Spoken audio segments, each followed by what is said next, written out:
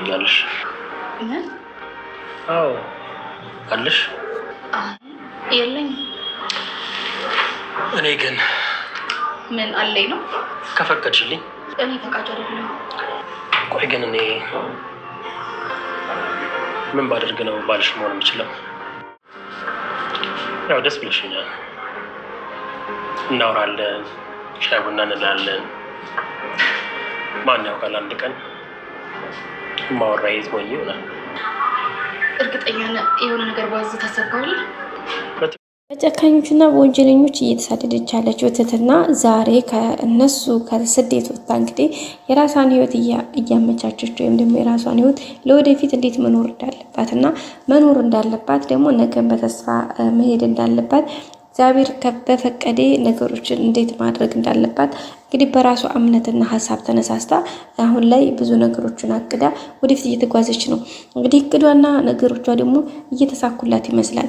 እንግዲህ አለቀልኝ፣ በቃልኝ፣ የኔ ህይወት እዚህ ጋር ቆመ፣ አካቸፈ፣ በቃ አካቸፈ፣ እዚህ ጋር ቀረሁኝ፣ በቃ ለእናት ለአባቴ አሳልፋለሁ ብዬ ህይወቴን ለውጣለሁ ብዬ ራሴን ነገን በተስፋ ያለሁኝ ብዬ ከቤተሰቦች የተለይቼ በቃ መካከል ላይ እንዲሁ ቀረሁኝ። ቤተሰቦቼን አክስሬ እኔም ወጣትነቴን ልጅነቴን ሳልጠቀምበት አለቀ እያለች ራሷን ስትወቅስ የነበረችው ትህትና ዛሬ በነ መድብል አማካኝነት ከነዚህና ጉሮሮ አምልጣ ዛሬ እንግዲህ ራሷን በዙሪያዋ ላሉ ሰዎች ከሚሰጧት ፍቅር ከሚሰጧት እንትን በመልካም እና ደስ በሚል ሁኔታ ውስጥ እየተጓዘች ትገኛለች። ተስፋዋን ሰንቃ ሁኔታዎችን አስተካክላ አሪፍ ጉዞ እየተጓዘች ነው የምትገኘው።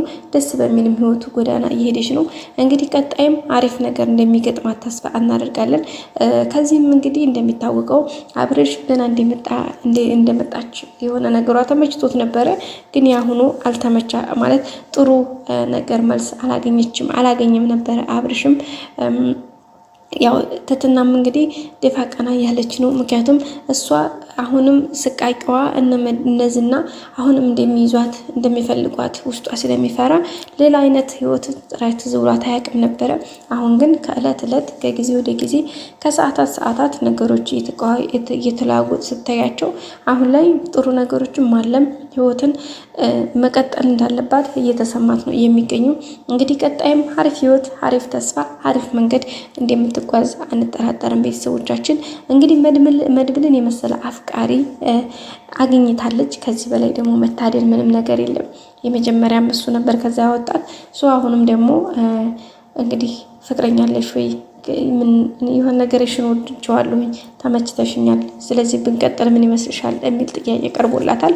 እሷም በደስታ ደስ ይለኛል፣ ግን መጀመሪያ ልታደርግልኝ የሚገባው አንድና አንድ ነገር አለ። እሱም ደግሞ የኔ ታላቅ ወንድሜ የጠፋው ወንድሜን እንደማን ብላ አፈላልገህ ወንድሜን ታገናኘ ይፈልጋሉኝ ብላ ነበር ጥያቄ ያቀረበችለት።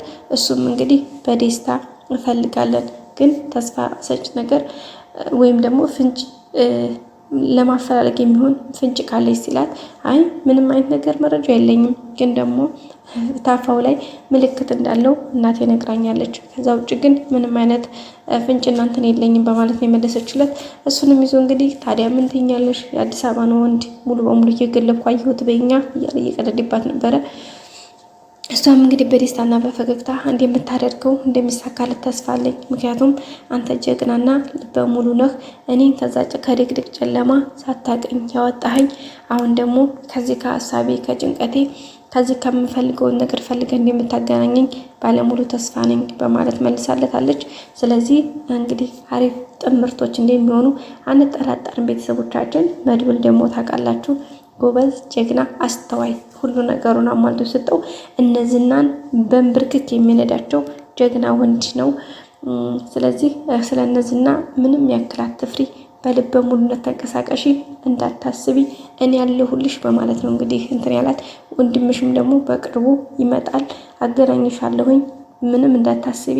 ሲጀመር እሱ መጥቶ እኔና አንቺም እንጋባለን፣ እሱም ወንድሜ ጓደኛዬ ሚዜ እንደሚሆን ቃል እገባልሻለሁኝ ብሎ ነው እንግዲህ ቃል የገባላት። እሷም በጣም በደስታ እሺ ብላለች።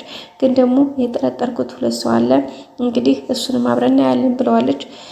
ደስ ይለኛል በደስታ በማለት ነው እንግዲህ ያለችው። የግሌ ደግሞ እንግዲህ አብርሽን እባክሽ ልቀቂልኝ፣ ወይ ደግሞ አንቺ አብርሽን ያዢ፣ እኔን ከመድብል ጋር አገናኝ ስትላት ነበረ። መድብልን እሷ ራሷ በውስጧ ስለምትፈልገው ትትና አይ ትዳር አለው ልጅ አለው ህይወት አለው በማለት ነበረ የግሌን የመለሰችላት። የግሌ ደግሞ ትትናን አብርሽን እንዳትነካባት ስለምትፈልግ ነው።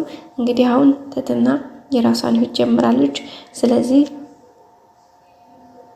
አብርሽም አርፎ እንደሚቀመጥ ምንም ጥርጥር የለውም። ሌላው አንዱ መሳይ ነው፣ ወደዛም ወደዚህም እያለ ሁሉንም እየረበሹ ያለው። ስለዚህ አሁን እንግዲህ እሱም አርፎ እንደሚቀመጥ ተስፋ እናደርጋለን። በቀጣይ እንገናኝ። ሰላም ቆዩ።